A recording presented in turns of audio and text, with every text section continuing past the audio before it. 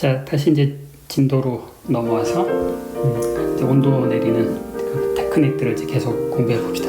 지금까지 하는 게 뭐냐면 기체를 압축시켰다가 팽창시켜서 계속 온도를 낮추는 것까지 했죠. 그래서 어디까지 낮출 수 있었냐면 그 기체를 이제 액화시킬 수 있을 만큼 이제 낮췄어요. 이제 그 다음 단계에서 할 수 있는 게 뭐냐면 그 다음 단계에서는 그 액화된 물질을 이용해서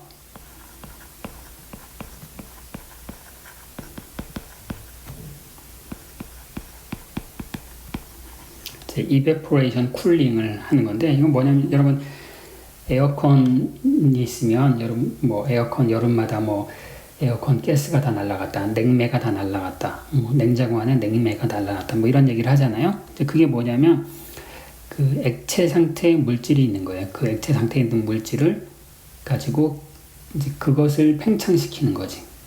왜 이런 게 유리하냐면, 자, 이 온도가 내려갈 때는 더 많이 팽창되면 팽창될수록 온도가 더 많이 내려가겠죠. 근데 기체를 압축시켰다가 팽창시키는 것보다 아예 액화를 시킨 다음에 액화된 것을 팽창을 시키면 훨씬 더 많이 팽창하는 비율이 더 늘어날 거 아니에요. 따라서 훨씬 더 온도를 더 효율적으로 낮출 수가 있겠죠.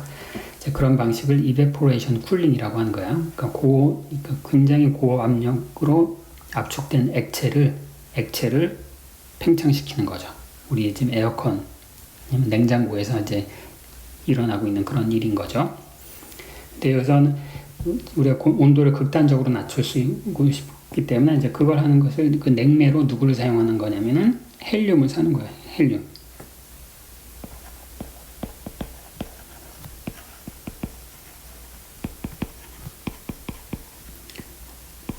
리퀴드 헬륨 4를 이걸 냉매로 사용해서 얘를 압축시켰다가 얘를 갑자기 노즐을 통해서 분사를 해서 온도를 이제 부피를 팽창시키는 거예요.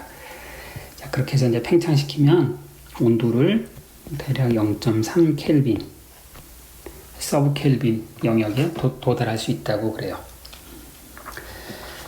그러니까 이건 이제 원리적으로 얘기하면 지금 냉장고나 에어컨에서 일어나는 것과 이제 똑같은 일이 되는 거고요. 이제 이 교과서에 보면 실제로 이제 이 액체 헬륨 4나 혹은 액체 헬륨 이제 3를 이용해서 이제 달성할 수 있는 그런 이제 온도들이 나오는데 서브 켈빈 정도, 0. 몇 켈빈 이 정도까지 도달할 수 있다고 그럽니다. 이게 표 12.2에 나오는 내용이고요. 그 다음에 이제 더 온도를 내리는 방식이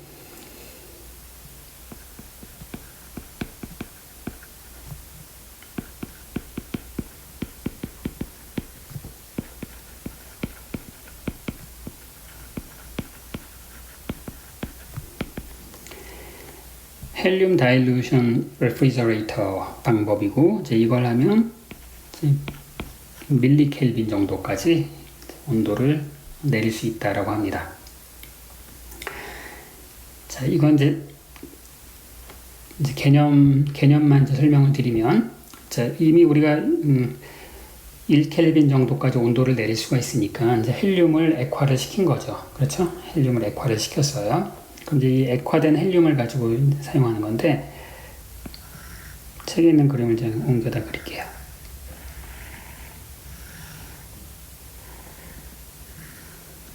자, 이렇게 있고,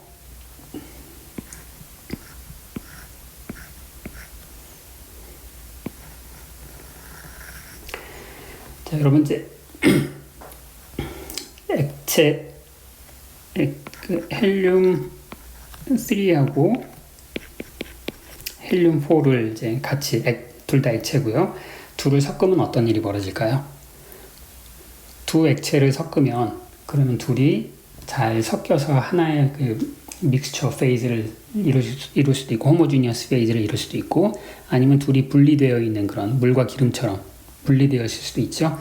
그런 조건에 대해서 우리가 지난주에 좀 간단하게 공부를 했었고요. 근데 이 액체 헬륨 3하고 액체 헬륨 4는 서로 섞이지 않는다고 그래요. 그래서 액체 헬륨3가 더 가벼우니까 이제 위에 떠 있고요. 액체 헬륨4가 아래 이렇게 있는데, 여기서 이 헬륨3의 끓는 점이 더 낮기 때문에 우리가 이제 항상 이 100% 얘네들이 이제 액체로 있는 것이 아니라 일부 그 증기압이 있기 때문에 일부가 이제 기체가 될 텐데, 이제 헬륨3가 더 기체가 되는 게 더 크고, 그래서 여기 액체 상태에 있던 헬륨3 분자 중에 일부가 이제 여기로 이동하겠죠. 그러니까 몇 퍼센트의 액체 헬륨이 이제 섞여 있는 거죠, 여기에. 몇 퍼센트에. 자, 지난번에 이런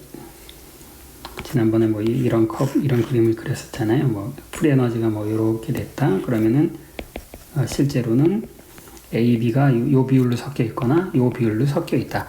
그래서 여기라는 것은 주로 뭐 이를테면 A라는 물질이 많이 있지만 B도 있는 거죠. 여기는 B가 많이 있지만 A도 좀 있는 거고. 그렇죠? 그래서 이제 둘이 항상 헬륨3가 헬륨4 요 자리에 이제 마이너리티로 이제 존재하는 건데, 그렇지만 비율은 딱 정해져 있는 거죠. 온도의 함수로. 근데 여기다 내가 계속 지속적으로 헬륨4를 여기다 공급을 해 봅시다. 헬륨4를 공급하면 어떻게 되겠어요? 그럼 이 안에 헬륨4하고 헬륨3가 있는데, 헬륨3의 농도가 점점 낮아지겠죠. 농도가 낮아지면 그러면 어떤 일이 벌어져요? 농도를 맞추려고 헬륨3가 계속 이쪽으로 넘어야 되겠죠. 자, 이 과정이 다름 아닌 뭐가 되는 거냐면, 헬륨3 액체가 여기로 자유팽창하는 것과 같은 그런 효과를 주는 게 되겠죠. 자, 그래서 이 헬륨4를 계속 공급을 함으로 해서 이 헬륨3가 계속 기화를 하고, 그 기화하는 과정에서 이 열 에너지를 흡수해서 온도를 계속 떨어뜨릴 수 있다라고 해요. 그래서 이 과정을 통해서 하는 것이, 우리가 얻을 수 있는 것이 밀리켈빈 5도까지 온도를 이제 낮출 수 있다라고 하고, 이제 결국 중요한 것은 이제 이런 게 되려면 이것을 순환해서 계속 이런 걸 일으켜야지 그 온도를 유지할 수가 있겠죠. 그래서 여러분 책의 교과서에 보시면 12.6에 보면 뭐 굉장한 그런 그림이 나오는데, 이 그림이 그 내부에서는 이제 지금 설명드린 이런 개념적인 이런 반응이 계속 일어나고 있고, 그것을 이제 유지시키는 그 기계 장치라고 하고, 이제 그래서 여러분이 아마 뭐 액체 헬륨을 갖고 실험하시는 분, 실험실에 가면 큰 어떤 헬륨 탑 같은 게 있는데, 그 헬륨 탑이 다름 아닌 이 그림 12.6에 나오는 그 장치가 되겠습니다. 온도를 밀리켈빈 5도로 유지할 수 있는 그런 장치. 자, 우리가 서브켈빈, 뭐 더 세게는 이제 밀리켈빈 정도까지 헬륨의 액화헬륨을 팽창시키는 것을 통해서 달성할 수 있다고 말씀드렸고, 지금 이제 공부할 것은 좀 더 획기적인 아이디어를 이제 사용하는 건데, 사실 이제 이론적으로 보면 우리가 열통계 원을 공부했을 때 배운 이제 그 지식만으로도 충분히 이해가 가능한 그런 내용이 되겠습니다.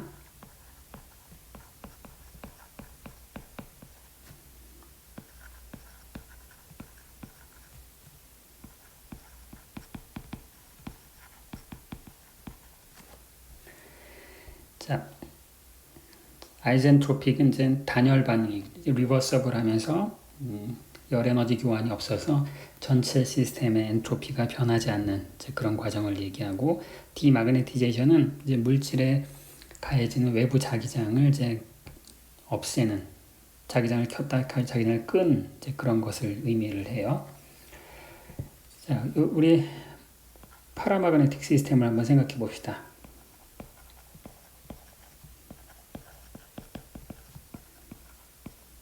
우리가 페로마그네틱 시스템을 공부하는 건 어렵지만, 이제 파라마그네틱 시스템은 상호작용이 없으니까 이제 굉장히 쉽게 이해할 수가 있었죠. 파라마운트 시스템은 여기 뭐 원자 아니면 전자 아니면 이제 원자 핵이 어떤 스핀이 이렇게 있는데 이 스핀의 평균값, 평균 마그네티제이션이 어떻게 된다? 그냥 탄젠트 하이퍼볼릭 KBT 베타분의 익스터널 마그네틱 필드 이었잖아요. 우리가 이런 거 많이 했었어, 그쵸? 뭐 얘기를 예를 들자면 이제 에너지가 뭐 이런 거죠. 마이너스 B 스핀. 이게 이제 파라마그네틱 상호작용이 없는 스핀들. 자, 이게 이제 마그네틱 모먼트의 평균이고, 그 다음에 엔트로피도 쉽게 계산할 수 있어요. 엔트로피는, 자, 얘는, 토탈 엔트로피, 입자 하나의 엔트로피 있을까요? 자, 엔트로피 덴서티는 마이너스 KB에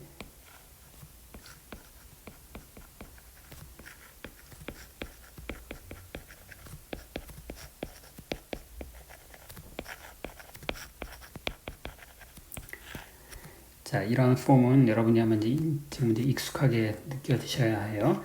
지난주에 우리가 믹싱 오브 엔트로피를 할 때, 어느 특정한 자리가 A일 확률이 1 빼기 X, 여기가 B일 확률이 X다. 그러니까 B의 비율이 X다. 그럴 경우에, 이 경우에 믹싱 엔트로피가 어떻게 됐었냐면, 마이너스 1 빼기 X, 로그 1 빼기 X, 이제 이거였었잖아요. 물론, KB를 곱하고요. 자, 여기서는 상호작용이 없는 스핀들인데, 그럼 이제 여기가 스핀업일 확률은 2분의 1 더하기 m이고, 이게 스핀 다운일 확률은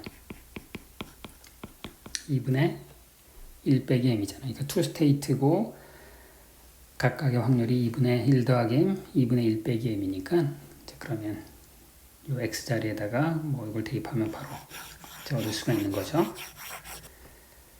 자, 이게 이제 파라마그네틱 중에서 특히 이제 스핀이 2분의 1인 그런 시스템이 되겠습니다. 자, 그러면 뭘 생각하는 거냐면, 초기 상태에 마그네틱 필드가 B1이고 초기 상태 온도가 T1이었다고 생각해 봅시다. 자, 그러면 이제 우리가 또 위에 쓴 식에 의해서 내가 처음에 마그네티제이션이 얼마고 그 다음에 엔트로피가 얼마다. 저 함수에다가 요걸 대입한 거죠. 요걸 대입하기만 하면 되는 거죠. 그렇죠? 자, 근데 내가 여기다 디마그네티제이션을 시킬게요.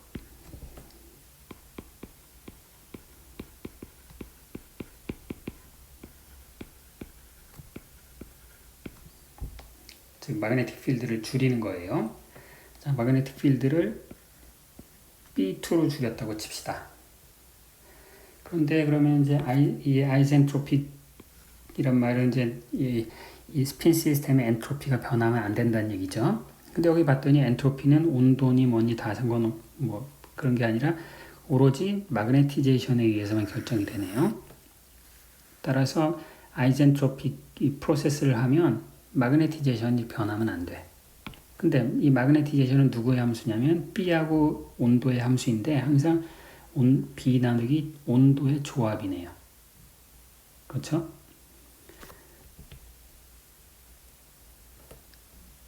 따라서 아이젠트로픽 엔트로피니까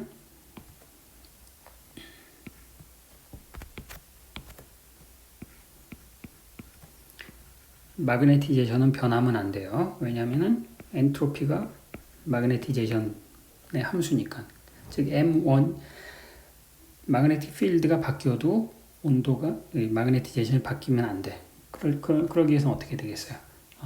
B 나누기 T 값이 변하지 않으면 되겠구나. 즉 마그네티제이션이 변하지 않고서 마그네틱 필드가 바뀔 수 있을 방법은 온도가 바뀌는 수밖에 없네요. 이게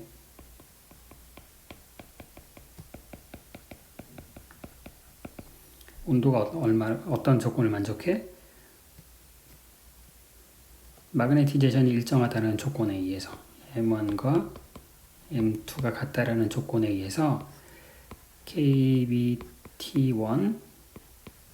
B1과 KBT2분의 B2가 같아야 되는 거죠. 따라서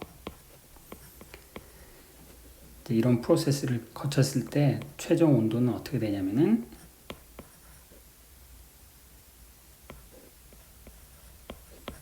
처음 온도의 요만큼 마그네틱 필드의 크기가 얼마나 줄어들었느냐, 그것에 의해서 결정이 되는 거네요.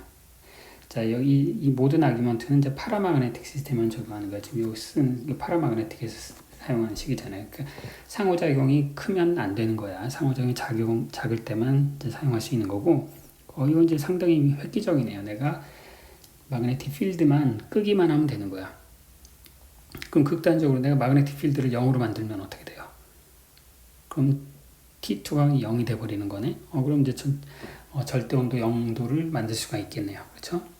그래서 이게 이제 이 테크닉의 기본 룰인데, 기본 방법인데, 근데 이제 실제로는 이제 B2를 완전히 0으로 만들 수가 없어요. 왜냐면은 실험실에서 마그네틱 필드를 아무리 줄인다고 해도 지구 자기장도 있고 어떤 실험적인 노이즈 때문에 이제 마그네틱 필드가 조금씩은 살아 있겠죠. 그래서 책에 의하면 우리가 줄일 수 있는 최대한의 마그네틱 필드 값이 이거 최소한 이제 이게 대략 아무리 줄이려고 해도 뭐 이 정도는 항상 살아 있다고 하고, 이게 대략 100 가우스 정도가 된다고 합니다.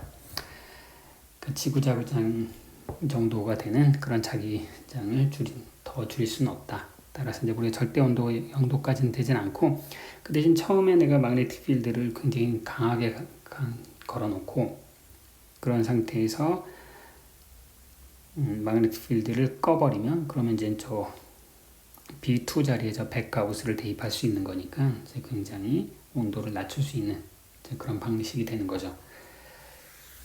그래서 그걸 이제 이 개념적으로 그림을 그려보면 이런 그래프를 그려보는 거예요. 여기가 온도축이고, 여기가 스핀의 엔트로피 덴서티예요. 자, 여러분 이제 엔트로피는 좀 전에 엔트로피 덴서티는 마이너스 KB에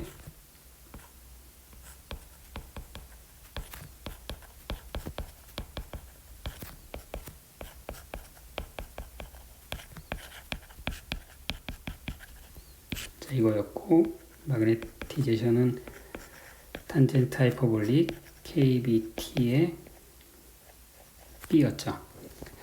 그럼 B가 일정할 때 온도의 함수로 마그네티제이션을 그리면 어떻게 될까요? 그러면은 온도가 0도가 되면 이제 마그네티제이션이 1이 되죠. 그럼 여기 자, 요런 함수의 그래프가 어떻게 됐는지 지난번에 이제 설명을 드렸었는데, 자, SM을 보면 얘는 이제 마이너스 1과 1 사이인데 이렇게 생겼죠. 여기가 이제 로그 2, KB 로그 2. 그럼 온도가 0도가 되면 M이 1이고, 따라서 M이 1 아니면 마이너스 1이니까 엔트로피가 0이죠. 그러다 온도가 무한대가 되면 이제 0이고, 여기 그럼 엔트로피가 로그 2가 되네요. 그래서 얘 그래프는 이제 이렇게 생겨요. 0에 붙어 있다가 이제 로그 2가 되는.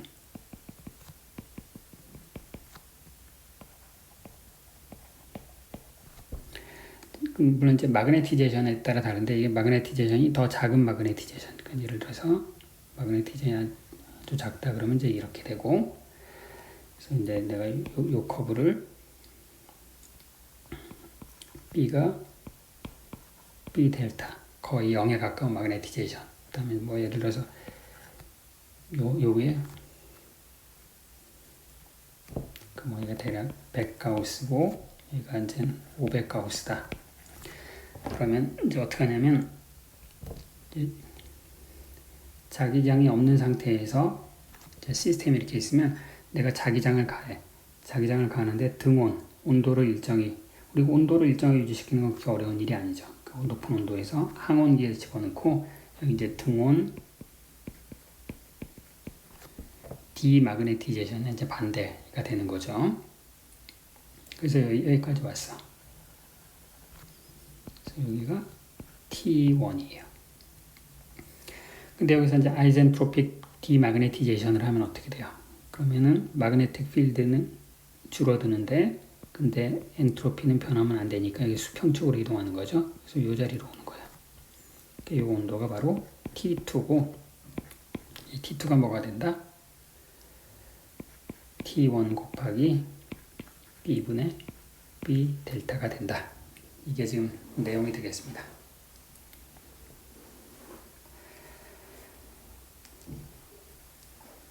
그래서 이제 책에 보면 실제로 이러한 원리에 의해서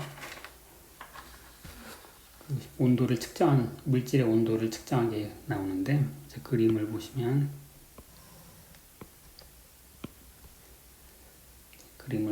여기가 어떤 저도 이름만 아는 건데 CMN이라는 물질이 있는데 이 물질에 이 디마그네티제이션을 이제 측정을 했더니 여기가 이제 파이널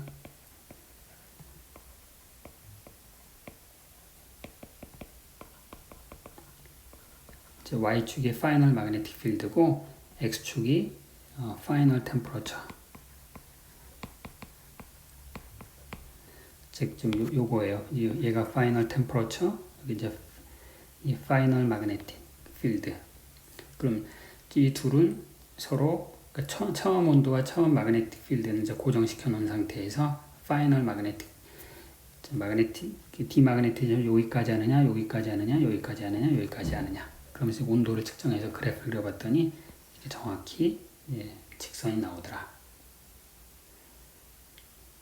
그게 되는 거고 이제 이게 이제 전자를 사용하면 이제 이런 식으로 할 수 있는 게 전자의 이 일렉트릭 마그네틱 모먼트를 사용하면은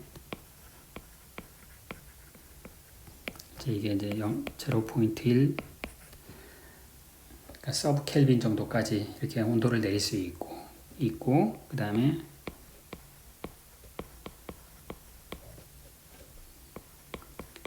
원자 핵에 있는 뉴클리어 스핀을 사용을 하면 이게 훨씬 더 효율이 좋다고 그래요. 왜 그러냐면 전자보다 뉴클리어 스핀이 더 파라마그네틱 이론이 더 잘 적용된다라고 하네요. 이렇게 하면은 이게 이제 마이크로 켈빈 정도까지 온도를 낮출 수 있다. 그런 내용이 나옵니다.